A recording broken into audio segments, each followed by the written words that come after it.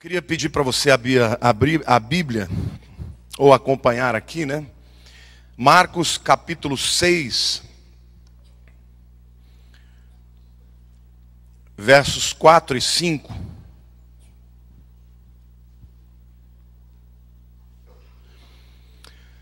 Jesus, porém, lhes disse: não há profeta sem honra, senão na sua terra, entre os seus parentes e na sua casa. Não pôde fazer ali nenhum milagre, senão curar uns poucos enfermos, impondo-lhes as mãos. Admirou-se da incredulidade deles. Contudo, percorria as aldeias circunvizinhas a ensinar. Por que eu decidi falar sobre honra? E procurei um título que fosse sugestivo. E Deus me deu esse, procurando o diamante da honra. Porque nós vivemos numa sociedade de desonra, irmãos. Na sociedade de hoje, filhos não respeitam pais. Batem boca com os pais. Falam alto com os pais. Alguns xingam os pais. Filhos não respeitam pais. Cidadãos não respeitam as leis. Isso não é só no Brasil, não. A gente tem muitas vezes uma visão tupiniquim, né? Recalcada de achar que isso é algo que acontece no Brasil. Não, isso acontece no mundo inteiro. O século XXI é marcado por desonra. As pessoas desonram autoridades, alunos desrespeitam professores. Os velhos são desonrados pelos mais jovens. As pessoas não tratam das pessoas segundo a sua posição. Acontece que a desonra, ela tem muitas consequências. E quando a gente lê o texto de Jesus, Jesus voltou para a sua cidade, onde Jesus nasceu em Belém, mas ele cresceu em Nazaré. E logo que ele é batizado e enviado pelo Espírito Santo, ele começa a fazer milagres aos borbotões em toda a Galileia. Mas quando ele chega na sua terra, ele entra na sinagoga de Nazaré. Eu não sei se vocês sabiam, mas até hoje nas sinagogas o rabino não vai ler o texto que ele quiser. Existe uma sequência. A Torá toda é lida ao longo de um ano. E no dia que Jesus entrou, propositadamente, porque o Espírito Santo estava nele, o texto que ele leu foi esse texto de Isaías 61. O Espírito do Senhor Deus está sobre mim. As pessoas ouviram aquilo, provavelmente nem deram muito conta, conheciam aquele texto. E logo depois que era lido o texto, o rabino vinha e pregava. Mais ou menos como a gente faz aqui. Então as pessoas estavam totalmente desinteressadas. Vai falar do Messias, que o Messias virá. Mas naquele dia algo aconteceu. Naquele dia, quando ele terminou de ler o texto da Torá, ele disse: hoje se cumpriu em mim o texto que foi lido. As pessoas não podiam acreditar no que estavam ouvindo, né? Será que ele está dizendo o que eu entendi? Viravam para o lado e falaram assim: será que ele está falando o que eu entendi ou será que eu estou ficando louco? E foram dando um pouco mais de corda para ele. E o texto diz que quanto mais ele falava, as pessoas se maravilhavam. Mas de repente começaram a falar: mas espera lá, esse daí não é o filho do carpinteiro? Não é aquele que, se fosse nos dias de hoje, que jogava bola com meu filho? Não era aquele que fez a mobília da minha casa? Para com isso, o que deu nesse homem? Está doido agora? Vem aqui dizer que ele é o Messias. E quando e começam a interpelá-lo, a ficar bravo com ele. E é nesse momento que Jesus faz a declaração: não há profeta sem honra, senão na sua terra, entre os seus parentes e na sua casa. Naquele momento Jesus está deixando claro que o pecado que eles estavam cometendo com ele, contra ele, era um pecado de desonra. E hoje eu quero falar especificamente sobre a desonra a Deus e sobre a honra a Deus. Quais as consequências na vida daquele povo? A razão para a qual Jesus veio neste mundo não pôde se cumprir na vida deles. E eu vou então refletir com vocês, porque hoje é um tempo da gente olhar para dentro de nós e perguntar para si mesmo. Ninguém pensar em ninguém, né? Quando eu li esse texto, Deus começou a falar comigo, Deus falou de mim. Não falou de nenhum de vocês, falou de mim. E eu quero que você reflita se há algo que você esteja fazendo que possa causar a desonra a Deus. Eu quero começar definindo a palavra honra no grego timê. Literalmente significa peso, peso em ouro, valorização. Deixa eu fazer uma pergunta para você. Se você tivesse uma barra de 1 quilo de ouro, você deixaria numa gaveta qualquer? Sim ou não? Por que não? Por quê? Porque é valioso. Se você tivesse uma barra de ouro na sua casa, você poria onde? Num cofre. Porque aquilo tem valor demais. Eu quero dizer para vocês que aquilo que é valioso para nós, nós não guardamos em gavetas de quinquilharias. Você não guarda o ouro junto de canetas estragadas, não é? Carteiras antigas, sem dinheiro. Você põe num lugar especial. Honrar significa literalmente valorizar, considerar importante, precioso. Jesus é o maior tesouro que o homem pode ter. E quando os seus conterrâneos o viram, ainda que se maravilhassem das suas palavras, eles não o valorizaram. O oposto da honra é a banalização. O trataram como se fosse alguém banal, como se fosse alguém qualquer. Pera lá, você é aquele moleque que vivia subindo em árvores. Agora vem aqui para dizer que é o Messias. E Jesus disse: todo profeta tem honra, menos na sua casa, menos entre os seus conterrâneos, menos entre os seus vizinhos e parentes. Aonde começa a origem? Qual é a origem da honra? Isaías capítulo 29, versículo 13, diz assim: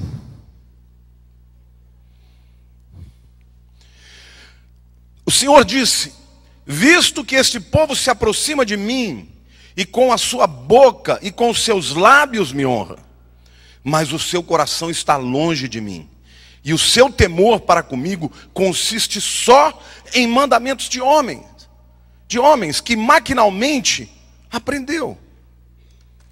Jesus está falando claramente que a verdadeira honra sai da onde? De onde, irmãos? Do coração. Jesus está falando, o Senhor está falando para o povo de Israel: esse povo me honra de lábios. Eles têm rituais, mas eles não me honram de verdade. O seu coração está distante de mim. Não existe melhor maneira de você honrar a Deus do que amá-lo, do que desejá-lo. O extremo da honra é a adoração. O extremo da desonra é a humilhação. O extremo da honra, diga o extremo da honra, é a adoração. O extremo da desonra é a humilhação. Deus está dizendo: eu não quero bajulação. Porque quando a honra é de lábios, é bajulação. Eu quero um povo que me adore em espírito e em verdade.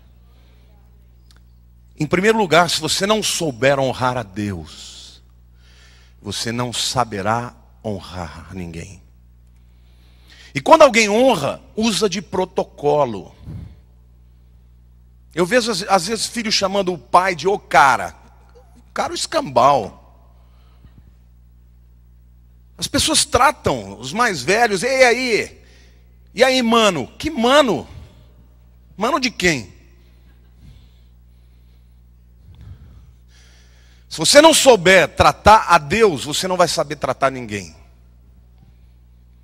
E nós vivemos num tempo, há pouco tempo atrás, nós tivemos na Copa do Mundo, uma das maiores desonras que eu já vi. Eu fiquei chocado com o que as pessoas no estádio fizeram com a presidente da República.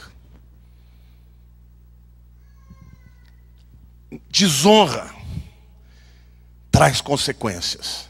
E Deus deixa claro que a honra verdadeira vem do coração. E queridos, Deus quer que nós o busquemos, que nós nos humilhemos e que nós digamos a Ele: Senhor, me ajuda a honrar o Teu nome na minha vida. Amém? Não existe melhor maneira de você honrar ao Senhor do que você ler a Sua palavra. Nós estamos numa maratona. Se você está atrasado ou nem começou, comece. Porque se você diz que Deus é importante e você não lê os seus conselhos, se você diz que Deus é importante e você não está nem aí para a opinião dele em relação às coisas, se você crê que ele é Deus e você olha para a palavra dele e interpreta segundo a tua vontade, que honra é essa? Quais são as consequências da desonra? Em Marcos 6, versos 4 e 5, o texto diz claramente: não pôde fazer ali nenhum milagre, senão curar uns poucos enfermos, impondo-lhes as mãos. E admirou-se da incredulidade deles. Contudo, percorria as aldeias circunvizinhas a ensinar. A verdade é que eles eram preconceituosos. Eles tinham uma imagem de como seria o Messias. E eles chegaram perto demais de Jesus quando ele era um menino. Embora tenha sido um menino perfeito, ele era um menino como outro qualquer. Certamente correu, brincou, subiu em árvores. E no momento em que ele vem investido de autoridade, a fama dele já tinha chegado dos milagres que eles estavam operando. Eles não puderam crer, irmãos. A primeira consequência da desonra a Deus é não receber os benefícios que ele tem para dar. O texto de Isaías 61, quando ele lê, ele diz: o Espírito do Senhor está sobre mim e ele me ungiu para proclamar as boas novas aos quebrantados, e me enviou para curar os quebrantados de coração, a libertar os cativos, a trocar as vestes de luto por vestes de louvor. Amém ou não? Ele veio para fazer os milagres, para tocar nas pessoas, para transformar as pessoas. E ali, literalmente, eu fiquei chocado quando eu leio a Bíblia dizendo: ele não pôde fazer nenhum milagre. A desonra amarra as mãos do Cristo e impede que ele opere na sua vida. Aí talvez você vá dizer assim: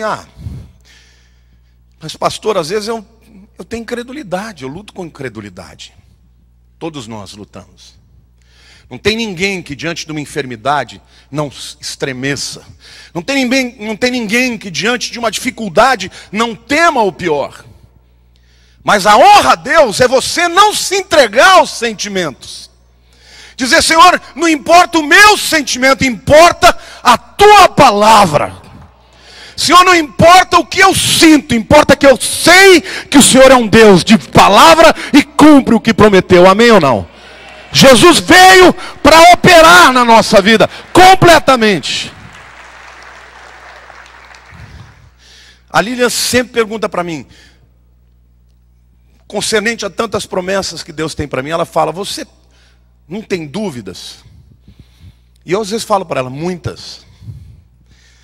Mas para mim, andar por fé não é andar por sentimentos.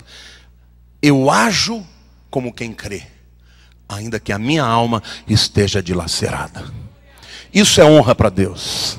Porque quando você lê a palavra e sabe que Deus falou, que o Deus que prometeu é poderoso para cumprir, você diz: eu não vou andar pelos meus sentimentos, eu vou andar pela tua palavra. Quando Pedro recebeu a ordem de jogar a rede, a sua razão dizia que aquilo era insano. Afinal de contas, o que Jesus entendia de pesca? Afinal de contas, ele já tinha esvaído todos os seus instrumentos, todo o seu expertise, todas as suas habilidades. Mas ele disse: sob a tua palavra eu lançarei a minha rede. Querido, está na hora da igreja honrar o Senhor com obediência à palavra e crer que Jesus é capaz de fazer aquilo que Ele prometeu na nossa vida. Amém ou não? Você crê nisso? Diga: eu creio. Aplauda o Senhor, diga: eu creio na minha vida. Eu quero isso na minha vida.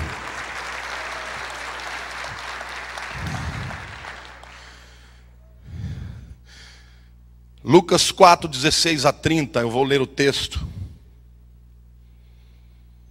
O Espírito do Senhor está sobre mim, pelo que me ungiu para evangelizar os pobres. Boa notícia. Enviou-me para proclamar libertação aos cativos. Diga: você pode ser livre. E a restauração de vista aos cegos. Diga: você pode ter um milagre. Para pôr em liberdade os oprimidos. Diga: você pode ser livre. E a pregoar o ano aceitável do Senhor. Diga: graça.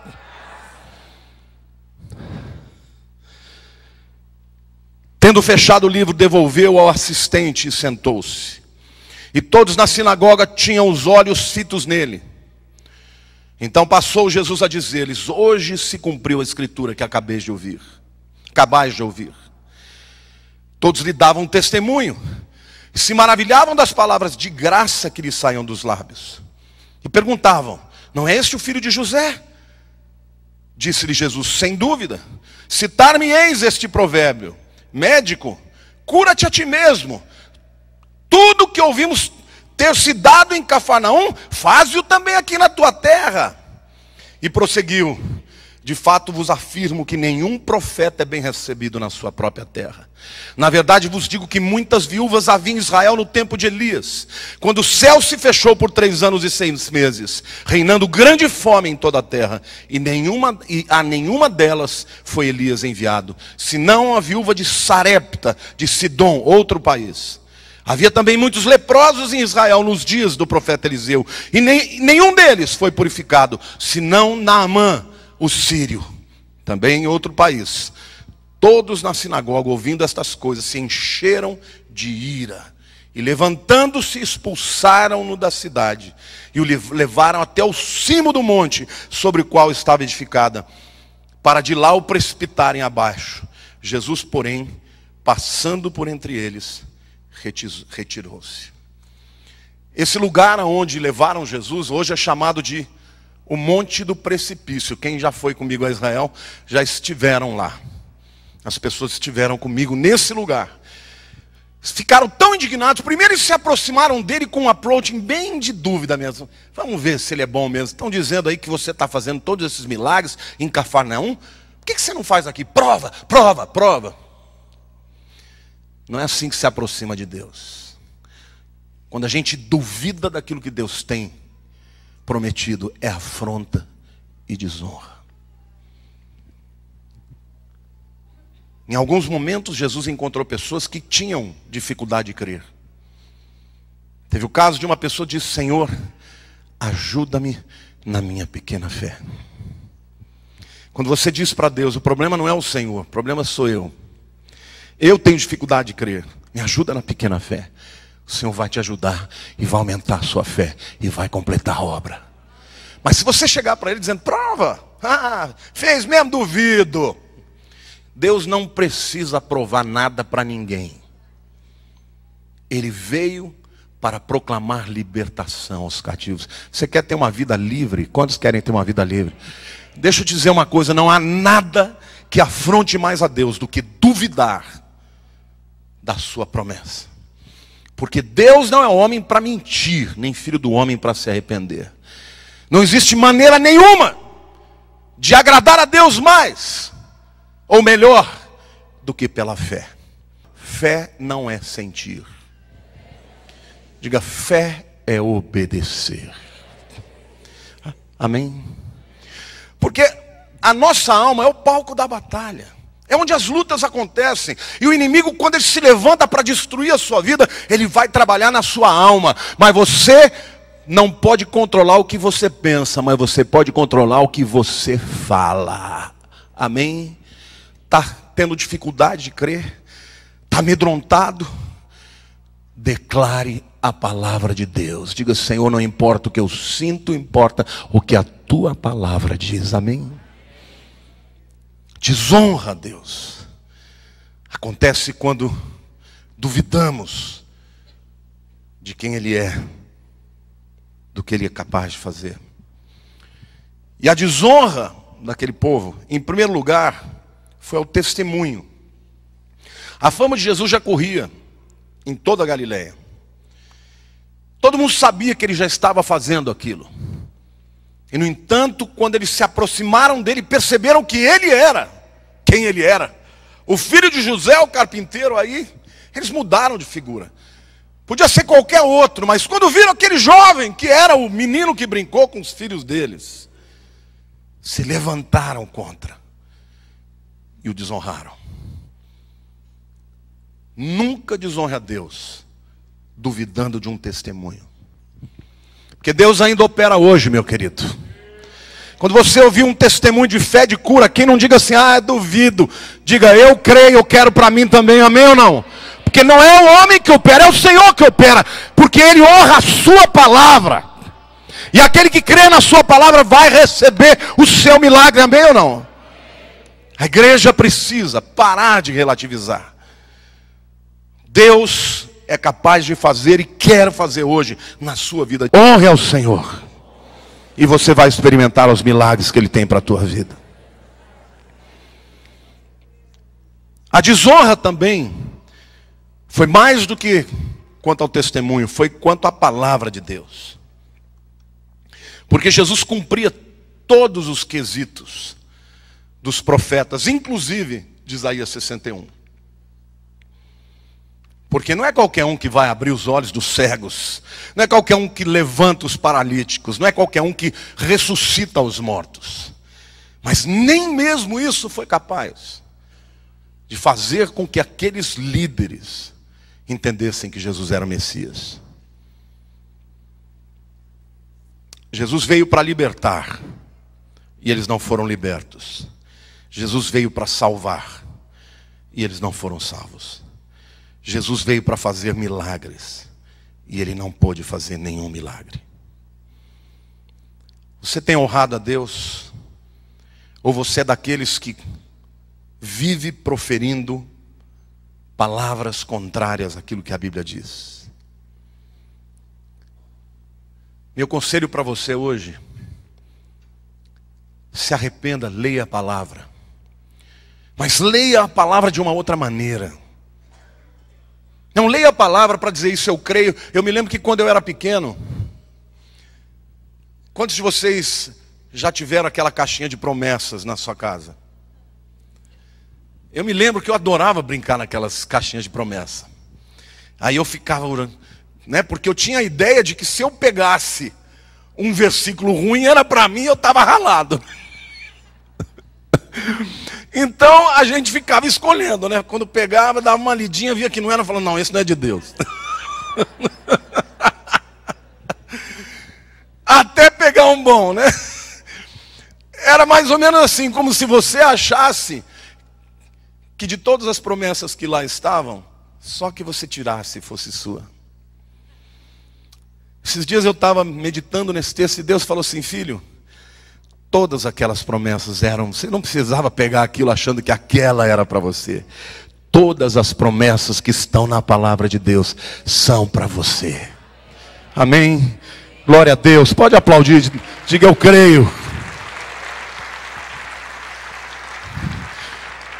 Por isso, quando você lê a palavra, você deve ler com grande expectativa. Para dizer, Senhor, o que o Senhor quer falar para mim aqui? Qual é a bênção que está escondida aqui para a minha vida? E quando você faz desse jeito, Deus se agrada. E Ele pode cumprir o propósito para o qual Jesus veio: pregar boas novas, libertar os cativos, salvar os pecadores. Eu quero falar de algumas pessoas na Bíblia que honraram a Deus e dos benefícios que receberam.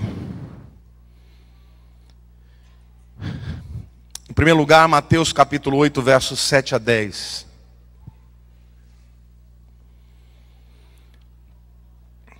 E aqui fala de um oficial romano, um centurião.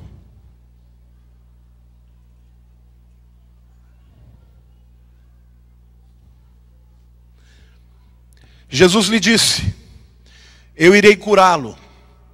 Mas o centurião respondeu: Senhor, não sou digno de que entres em minha casa, mas apenas manda com uma palavra e o meu rapaz será curado. Pois também eu sou homem sujeito à autoridade. Tenho soldados às minhas ordens. E digo a este: vai, e ele vai. E a outro: vem, e ele vem. E ao meu servo: faze isto, e ele o faz. Ouvindo isto, admirou-se Jesus e disse aos que o seguiam: em verdade vos afirmo que nem mesmo em Israel achei fé como esta. Este homem era um pagão. Ele era um romano. E Jesus, o quartel-general de Jesus era em Cafarnaum. E Cafarnaum era uma cidade importante, porque era uma alfândega. As pessoas que passavam, vinham do sul, indo ao norte para fazer comércio, passavam por lá. E portanto havia certamente pelo menos um destacamento de soldados romanos. Não só o centurião, mas os seus soldados. Mas muito provavelmente havia outros também. Mas o fato é que este homem ouviu falar de Jesus. Certamente ele conheceu alguém a quem Jesus curou, ou alguém que tinha um parente a quem Jesus curou. E quando ele se aproxima de Jesus, ele se aproxima com protocolo. Ele entende perfeitamente que Jesus não é um ser qualquer. Então, quando ele chega diante de Jesus, ele diz: Senhor, meu servo está à morte, está sofrendo de dores. Ele era um paralítico, na verdade, está tendo muitas dores. E Jesus diz: eu vou curá-lo, eu vou até a sua casa. E nesse momento esse homem honra a Jesus, dizendo: Senhor, eu não sou digno que tu vás à minha casa. Veja que coisa linda. Ele era um líder romano, um dominador, e ele se humilha e honra Jesus e o eleva a um patamar superior ao seu. E aí ele diz: eu sou um homem de autoridade. Quando eu digo para um servo meu vai, ele vai. Quando eu digo para o meu servo vem, ele vem. Se eu digo para o meu servo faz, ele faz. Basta a tua palavra e eu sei que o meu servo vai ser curado. E a Bíblia diz que Jesus ficou admirado da fé dele. Você já pensou, irmãos, você deixar Deus impactado, Deus falar assim: uau, que fé é essa? Vamos ter que curar. Vamos ter que operar o milagre, amém ou não? Queridos, Jesus ainda faz isso hoje. Quantos estão dispostos a dizer: Senhor, basta que o Senhor dê uma ordem e a tua palavra vai se cumprir na minha vida, amém? Isto é honrar. Isto é honrar. Este homem honrou Jesus. Ele não conhecia Jesus, ele simplesmente ouviu falar. E ele vem e o honra. Qual foi a consequência da honra? Eu digo para você, a primeira consequência da honra é a promoção. Quando você honra a Deus, e a Bíblia diz: honra a quem honra. A bênção de Deus vem para aqueles que o honram. E o Senhor me mandou dizer: está na hora da igreja parar de questionar a palavra de Deus e honrar aquilo que Deus escreveu. Amém ou não? Deus escreveu, isso é um decreto. Nós não podemos enfiar dentro da nossa cabeça uma fé, porque a fé vem pelo ouvir a palavra de Deus. Nós somos responsáveis, sim, por aquilo que ouvimos, por aquilo que nos expomos. Se você se expuser à palavra de Deus, a fé, ouvir palavras de fé, você vai crescer na fé, meu irmão. E você vai passar para um patamar onde você vai tocar em Deus e vai ser abençoado por Ele, amém ou não? Como Deus quer operar na sua vida, Ele ainda hoje tem boa nova para contar. Ainda hoje Ele liberta, ainda hoje Ele cura, ainda hoje Ele abre os olhos dos cegos, amém? Honrar significa obedecer.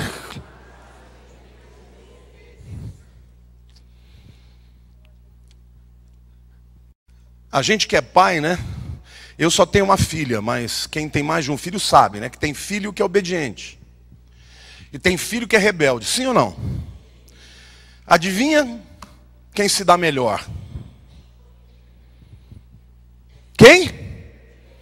O obediente. Eu era daquele tipo de filho que eu queria tudo bater a cabeça. Não, eu quero decidir, eu vou bater a cabeça. Bati muito a cabeça. Por isso que estou careca.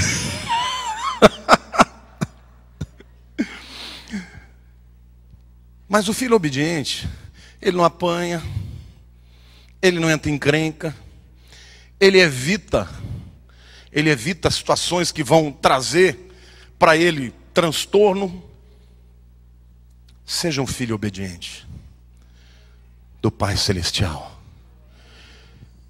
Se você é daquele tipo de temperamento que tudo quer pagar para ver, eu quero te dizer, não paga para ver com Deus não, que você vai perder. Ele está certo e você está errado. Ele é bom e nós somos maus, amém ou não? Honrar a Deus é obedecer.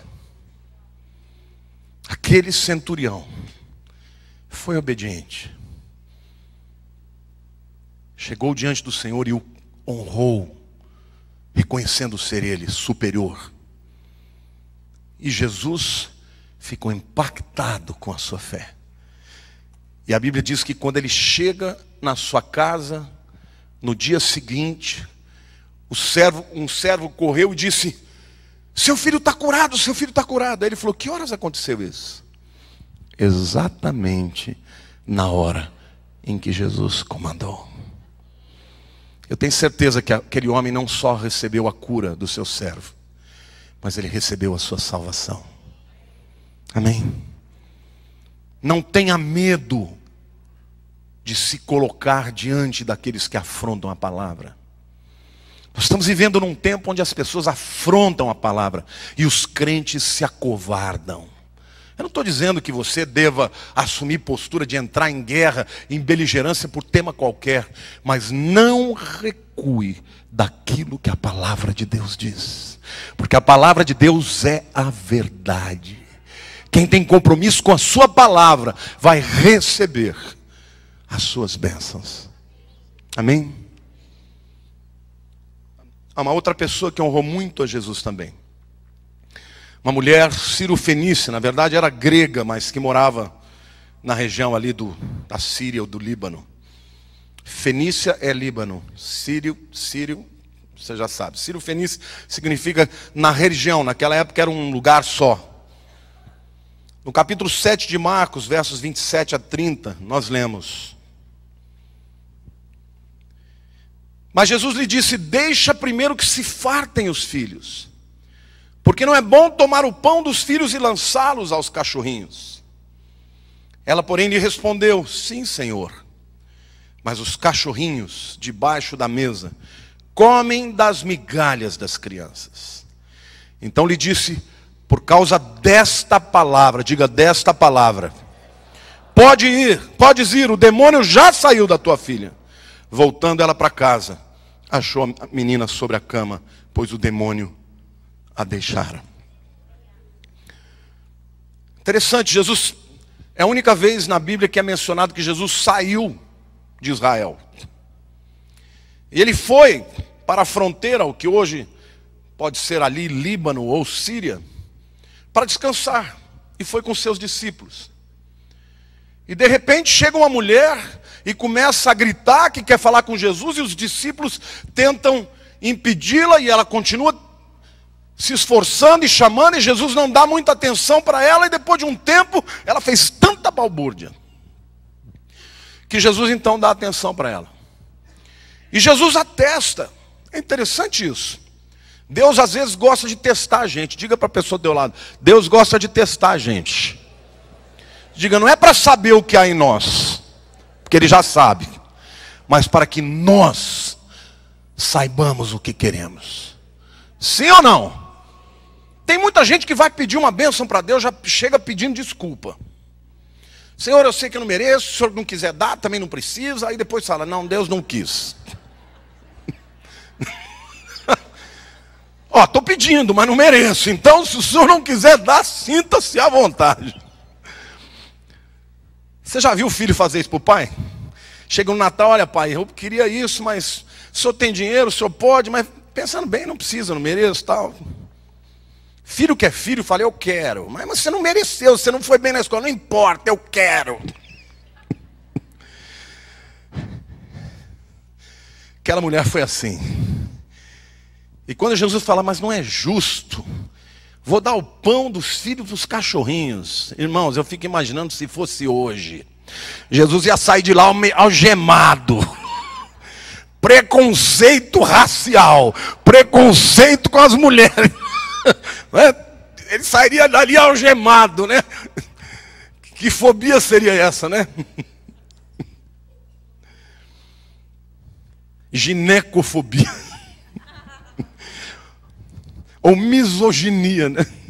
Que é ódio às mulheres.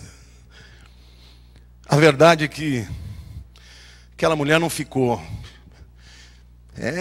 Prega amor, mas de amor não tem nada. Já pensou assim? Não é mais ou menos assim? Fala de amor, mas de amor não tem nada. Jesus, tudo bem, eu sou cachorrinha.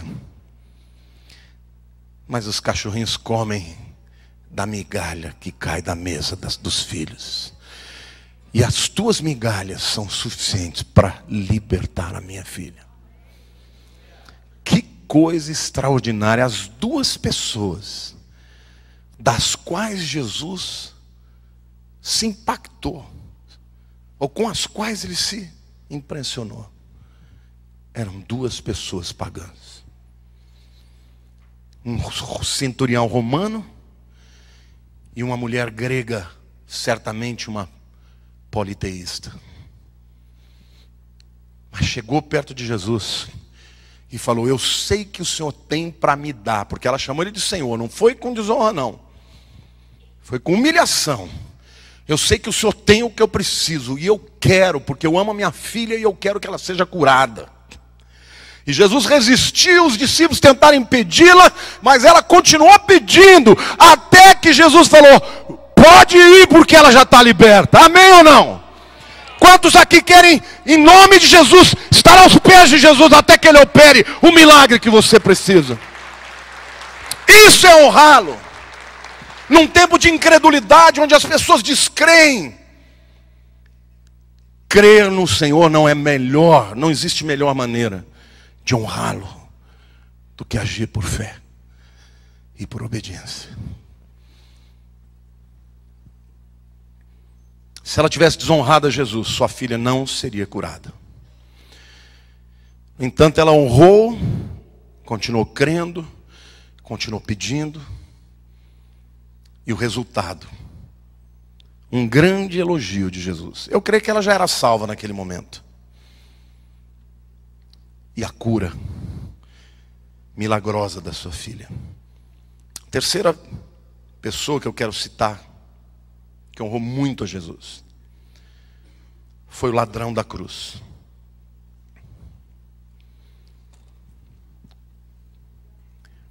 A crucificação era o modus operandi, a maneira de matar, onde a pessoa era extremamente humilhada. A crucificação sempre acontecia num lugar alto, no lugar de grande afluência, porque o morto crucificado deveria não só perder a vida, mas servir de exemplo, que não poderia enfrentar os romanos.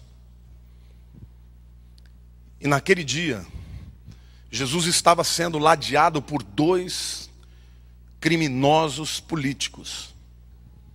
Eles não eram simplesmente ladrões ou salteadores.